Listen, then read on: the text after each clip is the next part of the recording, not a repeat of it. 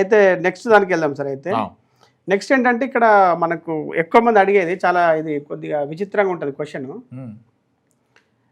మన వీడియోలు చూస్తారు, తర్వాత మన బుక్స్ చదువుతారు. సరే సార్ మేము బిజినెస్ స్టార్ట్ చేద్దాం అనుకుంటున్నాము, మాకు జీరో ఇన్వెస్ట్మెంట్లో బిజినెస్ స్టార్ట్ చేయాలి, లేదంటే తక్కువ ఇన్వెస్ట్మెంట్లో బిజినెస్ స్టార్ట్ చేయాలి, ఏం చేయాలి? రామప్రసాద్ గారు ఏం చెప్తారు?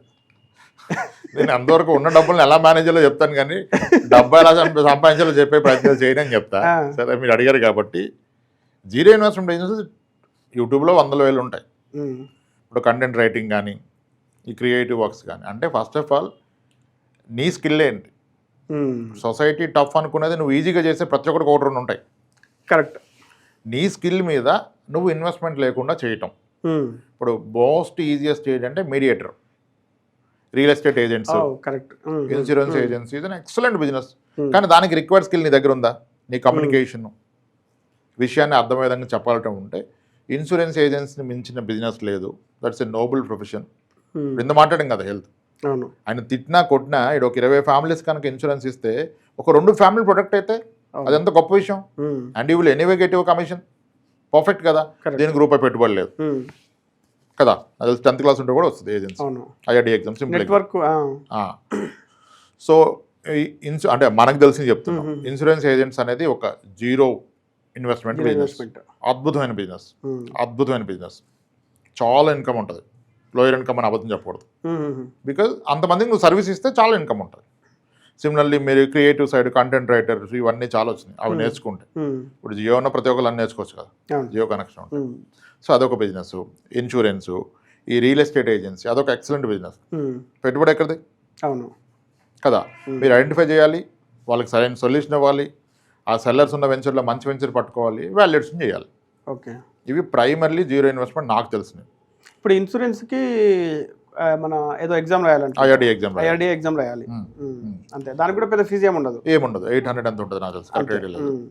రియల్ ఎస్టేట్ ఏజెంట్ కూడా ఇది మన ఏదో రేరా సమ్ సర్టిఫికేట్ ఏదో ఉన్నట్టు, కానీ అది తక్కువ మంది తీసుకున్నారు. అది కూడా పెద్దగా ఖర్చు ఏముండదు, చేసుకోవచ్చు.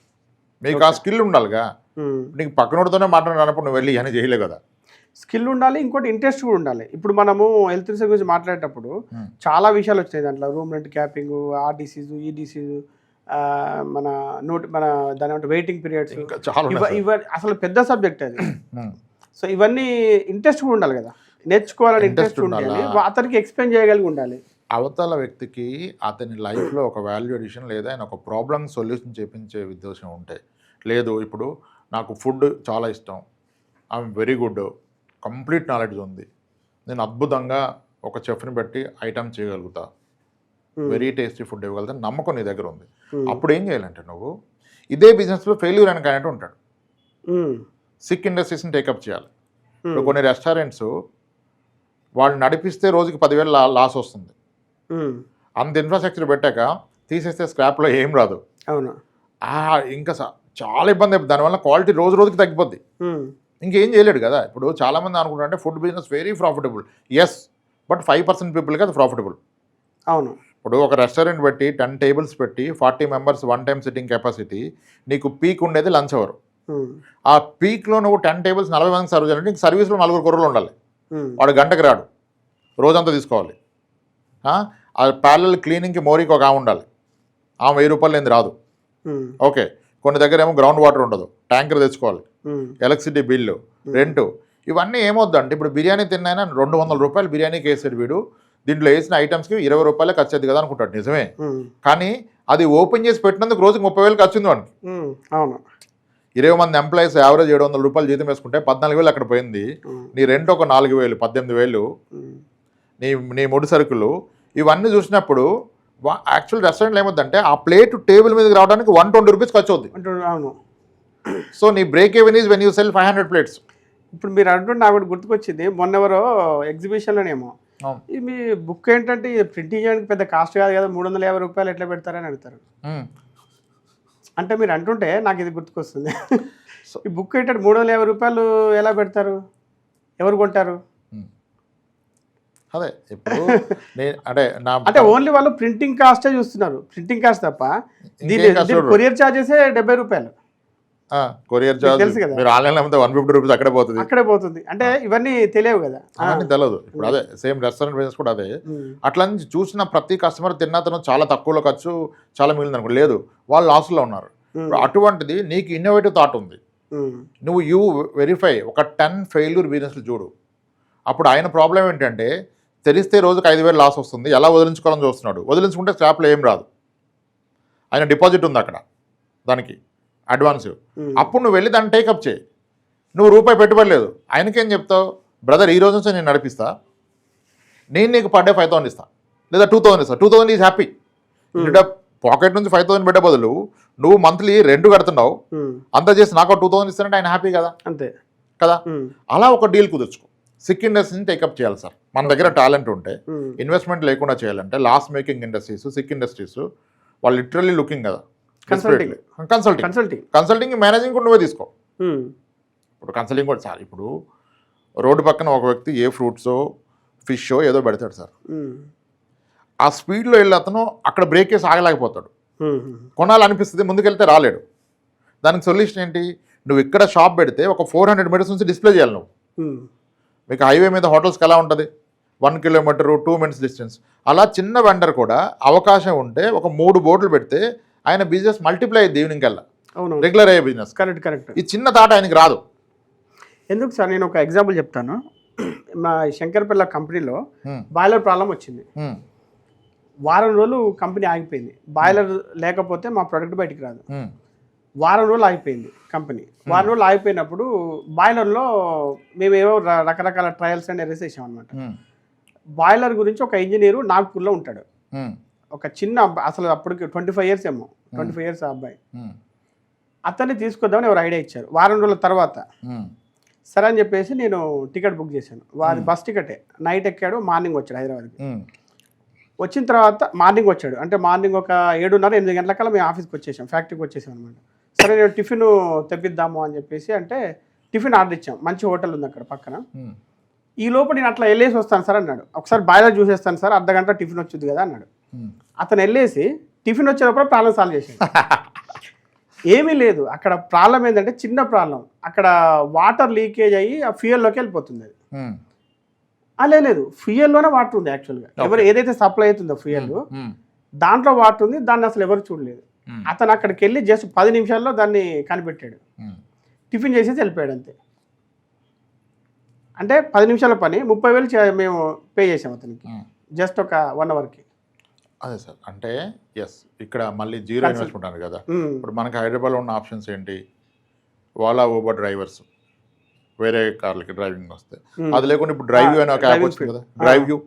ఓకే, డ్రైవ్ యూ ఇస్ ఈ విల్ కమాండ్ మీ వెహికల్ డ్రైవ్ చేస్తాడు. Okay, there is an app by name drive you. ఏంటి సార్ అది? డ్రైవ్ యూ అనే ఒక యాప్ ఉంది. ఇప్పుడు మీరు కారు, మీరు ఇంట్లో లేరు, మీ ఫ్యామిలీ బయటకు వెళ్ళాలి, అతనే వస్తాడు, డ్రైవరే మీ ఇంటికి వస్తాడు. ఆయన ఓలా ఊబర్ బ్యాగ్ తీసుకుని మీ దగ్గరికి వచ్చి డ్రైవ్ చేస్తాడు. దానికి యాప్లోనే బుక్ చేస్తారు, ముందే 22 ప్రైస్ చూపిస్తుంది, ఆ ప్రైస్లో మీకు అయిపోద్ది. అంటే మళ్ళీ డ్రాప్ చేసేసి మళ్ళీ వెళ్ళిపోతాడు. ఆయన ట్రాన్స్పోర్టేషన్ ఆయన చూసుకుంటాడు. Okay okay.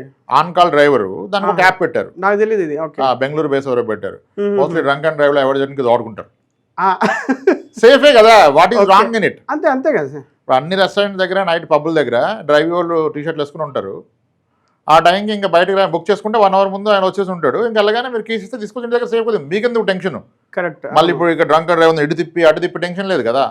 నైట్ టైం అయితే కొంచెం ఎక్కువ వేస్తారు ఛార్జ్, 800-1000. డే టైం తక్కువ ఉంటుంది, ఇట్స్ ఓకే కదా. ఇప్పుడు మీరు చెప్పింది ఒకటి, ఇప్పుడు సరే ఇన్సూరెన్స్, తర్వాత రియల్ ఎస్టేట్ ఇదని చెప్పారు. తర్వాత మ్యూచువల్ ఫండ్స్ కూడా ఇప్పుడు మంచి గ్రోయింగ్ బిజినెస్ ఉంది కదా సార్. మంచి గ్రోయింగ్, దాంట్లో కూడా ఇన్వెస్ట్మెంట్ అవసరం లేదు కదా? అవసరం లేదు, అద్భుతం. ఇన్సూరెన్స్, మ్యూచువల్ ఫండ్స్ అన్నీ ఒకటే, కానీ అక్కడ it takes time to generate income to sustain. Mutual fund అంటే లోయర్ ఉంటుంది కాబట్టి, ప్లస్ అతనికి ఇంట్రెస్ట్, ఆ ప్రొడక్ట్స్ గురించి నాలెడ్జ్ కూడా ఉండాలి కదా. ఎక్స్ప్లెయిన్ చేసే నాలెడ్జ్ లేదు ఏమవుతుంది. నాలెడ్జ్ ఉన్నప్పుడే నీకు జీరో ఇన్వెస్ట్మెంట్ అవుతుంది. ఇక జీరో అయితే అందరు చేస్తారు ఇక. అదే అదే. సో ఇట్లా ఉండే అన్నీ మనం చెప్పడం కూడా కరెక్ట్ కాదు. ఇప్పుడు ఎవరి స్కిల్ని బట్టి అసలు నీ స్కిల్ ఏంటి. ఇది జీరో, మన లో ఇన్వెస్ట్మెంట్ ఏమైనా ఉన్నాయా? వీటిలో కూడా ఉంటుంది లో అంటే. ఇప్పుడు దాన్ని ప్రమోషన్ అగ్రెసివ్ చేయాలంటే కాస్త లో ఇన్వెస్ట్ చేయాలి. జీరో తెలిసినప్పుడు ఇంక లో అక్కర్లేదు కదా.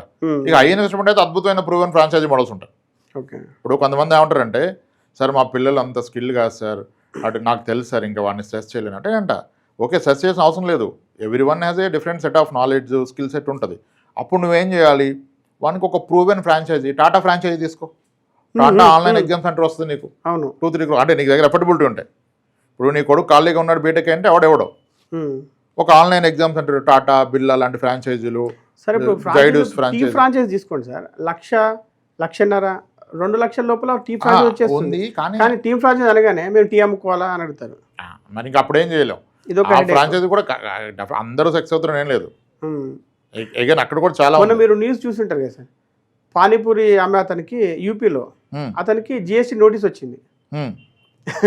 చూసారా మీరు? 40 లక్షలు అతనికి ఆన్లైన్ ట్రాన్సాక్షన్ అయింది 1 yearలో, లాస్ట్ ఫైనాన్షియల్ ఇయర్లో.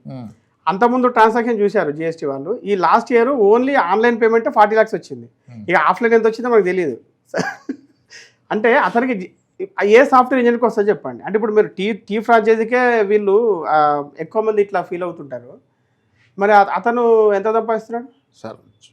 అసలు నా దగ్గరికి వచ్చిన ఫైనాన్షియల్ ప్లానింగ్లో మనం చెప్పకూడదు, కానీ ఇంటర్మీడియట్ ఫెయిల్ అయిన వాళ్ళంతా మంత్లీ 2-3 lakhs ఎస్ఐపి చేస్తున్నారు. 4-5 కోట్లు ఆల్రెడీ కూడబెట్టారు అవును బిజినెస్లోకి వెళ్ళి. ఇప్పుడు మనం పీజీలు గ్రాడ్యుయేషన్ చేసిన వాళ్ళంతా 6 lakhs, 8 lakhs, 12 lakhs ప్యాకేజ్లో ఉన్నారు. అట్లానే అందరు కాదు, అది 1-2%.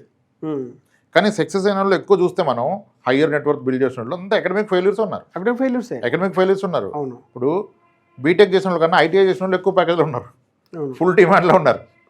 అంటే ఇప్పుడు ఒకటి సార్ ఇంట్రెస్ట్, ఇప్పుడు ఒకటి ఏంటంటే వీళ్ళు అడగడం ఏంటంటే మనల్ని ఏదో టెస్ట్ చేద్దామని, ఏదో వీళ్ళు ఏం చెప్తారని అంటారు. కానీ యాక్చువల్గా ఏంటంటే ఇంట్రెస్ట్ని బట్టే ఏదైనా కూడా. ఇప్పుడు మీరు ఇంజనీర్ సార్, నేను ఇంజనీర్, మనం ఉన్నది ఫైనాన్స్లో. ఫైనాన్స్ చదివిన వాళ్ళు మళ్ళీ ఫైనాన్స్లో లేరు ఇప్పుడు, లేరు కొంతమంది, చాలా వరకు. నేను సెరామిక్ ఇంజనీర్, మీరు సార్ మీరు ఎలక్ట్రికల్ ఇంజనీర్. సో అంటే మనం అంటే ఇంట్రెస్ట్ కొద్ది అనమాట. ఇంట్రెస్ట్ ఉంటేనే స్కిల్ వస్తుంది, స్కిల్ ఉంటే ఆటోమేటిక్గా ఐడియాస్ వస్తాయి. అయినా మనకు సైయింగ్ ఉంది కదా సార్, ఇంజనీరింగ్ చేసినప్పుడు అది తప్ప ఏదైనా చేయొచ్చు. సో ఇవి ఈరోజు పైసల ముచ్చట్లు రచయిత రామ్ ప్రసాద్ గారితో చేసిన పైసల ముచ్చట్లు. మీకు ఇటువంటి క్వాలిటీ కంటెంట్ ఉన్న మరిన్ని వీడియోలు రావాలంటే ఆర్పీ వెల్త్ ఛానల్ సబ్స్క్రైబ్ చేసుకోండి.